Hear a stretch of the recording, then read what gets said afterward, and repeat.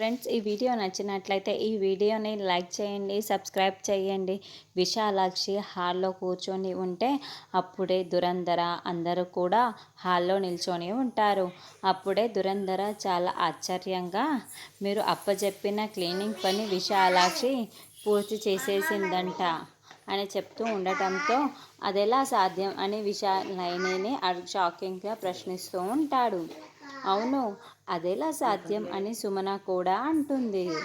అప్పుడే తిలోత్తమ ముఖం చూసిన వల్లభ మమ్మీ అంటూ భయపడిపోతూ ఉంటాడు.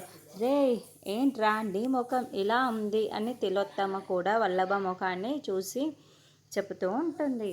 సుమన, తిలోత్తమ, వల్లభ ముఖాలకు అందరూ కూడా మసి అయిపోయి ఉంటాయి.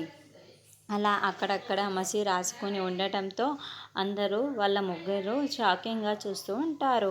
కష్టపడ్డారు కాబట్టి మీ ముఖాలు అలా అయిపోయాయి అని విశాలాక్షి అనడంతో ఏయ్ మేమెందుకు కష్టపడ్డాము అని మేమెందుకు కష్టపడతాము అని తిలోత్తమ అంటుంది. మీరు కష్టపడిన దానికి ప్రతిఫలం చూశావు కదా, దానికి అందరూ మిమ్మల్ని చూసి మెచ్చుకుంటారులే అని విశాలాక్షి అంటుంది. అమ్మకి సాధ్యం కానంటూ ఏదీ లేదు అని దమ్మక్క అంటుంది.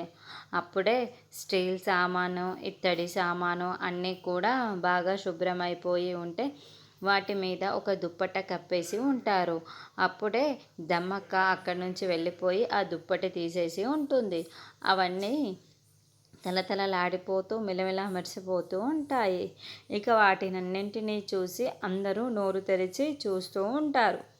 అదేంటి, ఇంత శుభ్రంగా చేసింది ఎవరు అని సుమన, తిలోత్తమ, వల్లభ అనుకుంటూ ఉంటారు.